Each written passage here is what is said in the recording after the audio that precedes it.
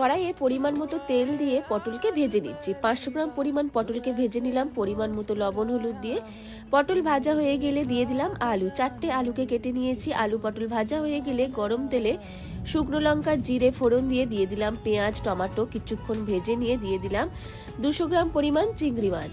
সাথে দিয়ে দিলাম আদা রসুন বাটা, পরিমাণ মতো অল্প একটু লবণ, পরে আবার লবণ দেব। সাথে দিয়ে দিলাম ফেটানো টক দই। বেশ কিছুক্ষণ মশলাটাকে কষিয়ে নিয়ে দিয়ে দিলাম লবণ হলুদ লঙ্কা গুঁড়ো ধনে গুঁড়ো। সব কিছুকে বেশ ভালো করে কষিয়ে নিচ্ছে।